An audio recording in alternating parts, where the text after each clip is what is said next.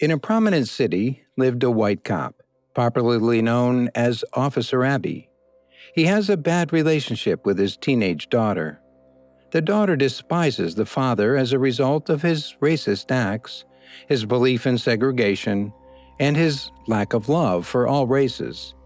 He has stopped paying her, the daughter's, tuition fee on time as he used to, justifying his acts that the reason for the late payments is to serve as a threat to the daughter so she could believe in his own philosophy that the whites are superior to the blacks, which he has proven over time.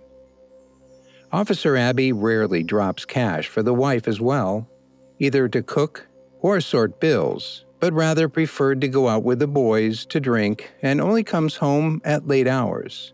Hence, his wife takes him for granted and often regarded him as a loser. Officer Abby, being a typical racist, however, wasn't born so. He developed a rare hatred during his tender days as he grew up. He used to love and see everyone equally, irrespective of race or complexion, just the way it should be, but he developed a rapt hatred for the blacks immediately after his brother was assassinated in cold blood by a black rogue. According to reports, the brother was a drug dealer and smuggler, and he worked with a gang. He failed to meet up his boss's demands, and this led to his murder. Ever since that time, Officer Abby had wrapped up his anger and vengeance and channeled them towards all blacks, and saw them as one tree which bears the same fruit. Thus, he passionately hated blacks and blamed them for the death of his brother. On the other end is a beautiful and smart young black girl whose name is Keisha. Keisha is a student of one of the prominent high schools in the city, and she has a lovable personality. She is known for her charisma, kind gestures, and respect towards elders and colleagues, especially in her school. Keisha is the only child of her parents. She's a lover of pets, especially dogs and parrots. Her favorite subject is linguistics. She's multilingual, as Keisha can speak over 4 international languages. Pardon me? Keisha has basic knowledge of Hindi, while she can fluently speak the other 3 languages, which are English, Spanish, and French. Keisha is a lover of music and enjoys reading in a cool place. One of her favorite spots for reading is in the park. She loves to be around great minds, and amongst all, her mentors are Alice Walton, the richest woman in the United States, and Powell Alexander Janulis, who is a Canadian polyglot.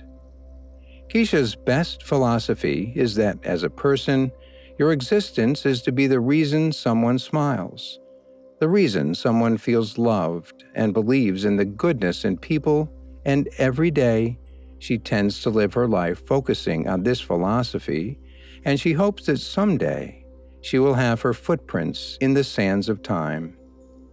The sacrifice Keisha made for a colleague some months ago in her school, who, although detested her, made her well known in the school, and the account cannot be forgotten in the minds of the eyewitnesses.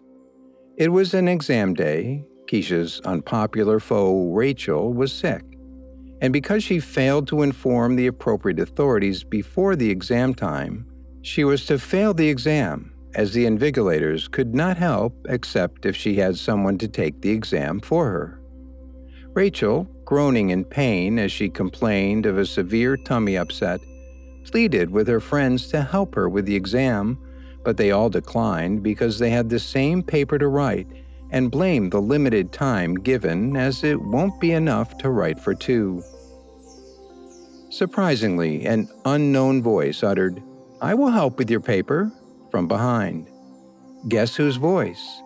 It was Keisha's, the least expected person, as she also had the same paper within the limited space Rachel's friends lamented about. Although this act would affect her score, as she would have to split the exam duration into 2. Keisha did as promised and wrote a paper for 2 since it was permitted. This act popularized Keisha all over the school, and people began to call her God's own. as she amused even the cold-hearted, and they believed that only a godsend would sacrifice that much for someone like Rachel, who detested her for no reasonable course. She was later compensated by her teacher for her goodness. On a fateful day, Officer Abby and Keisha encountered each other at the park. It happens that Keisha was sitting in the park reading her book when one white woman called the police saying that Keisha looked suspicious and might be a thief, as she was a black young girl. The cop that came to attend to the emergency was Officer Abby, as he lives near the park, and he began to question her. Many of the questions asked were unprofessional and irrelevant, but Keisha, being a civil and calm person, attended to every question, leaving no room for excuses that might warrant the cop to have her arrested. She explained to the officer that she is a high school student and of great reputation, as she only comes to the park to read since it was much easier to assimilate in such an awesome environment. She explained further that she could take Officer Abby to her house to prove her innocence should he still doubt her identity. Everything turned out fine, and Officer Abby detected that the allegations raised against Keisha by the white woman were false, as she was only at the park to read and attend to her homework.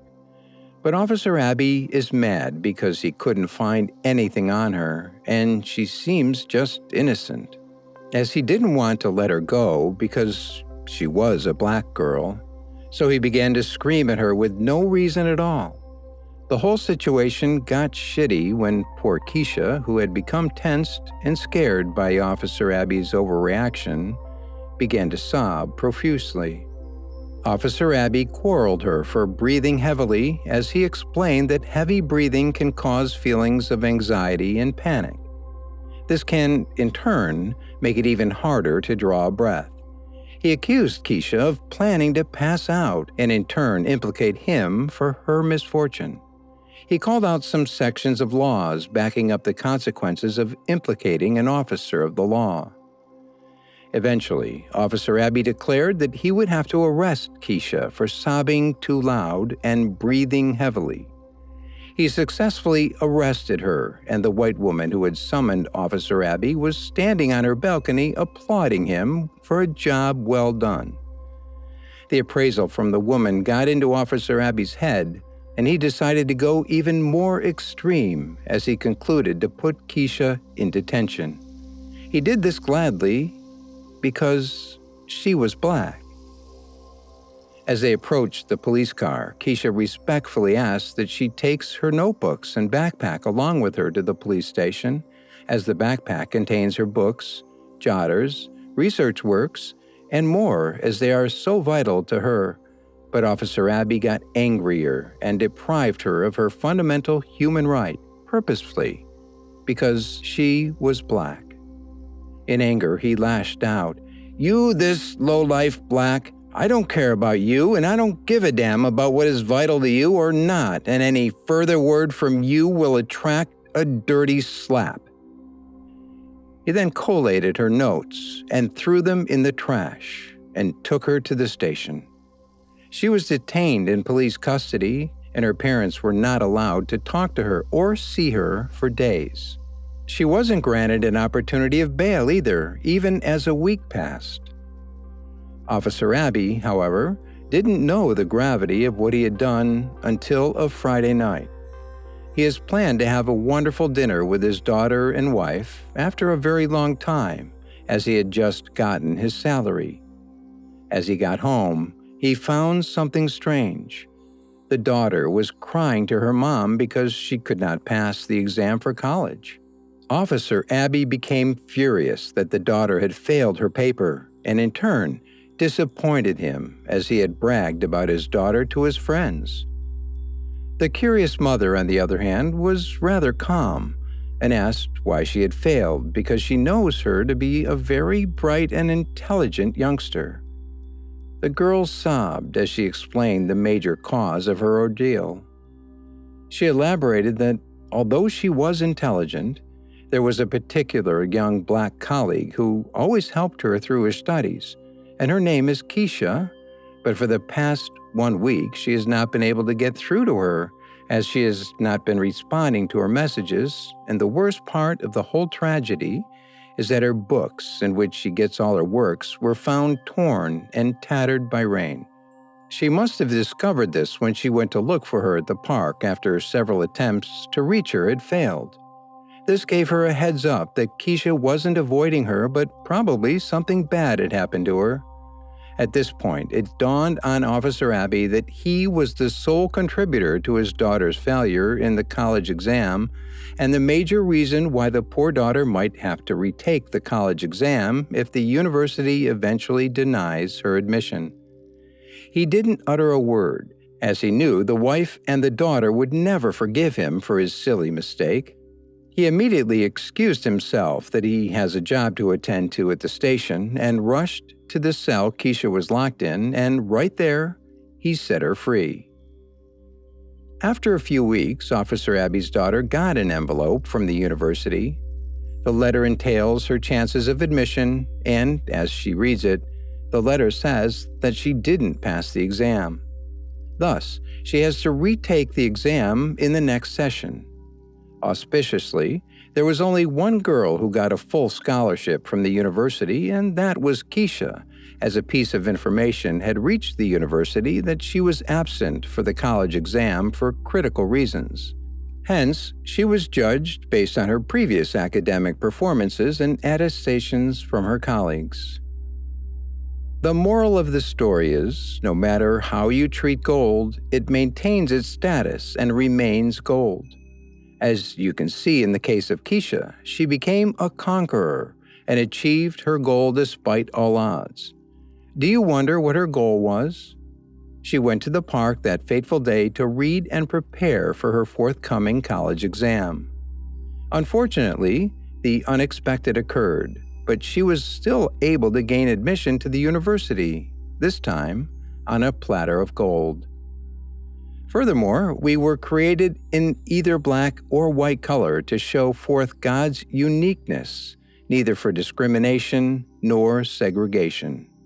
You shouldn't relate with anyone based on their belief that your race or color is superior.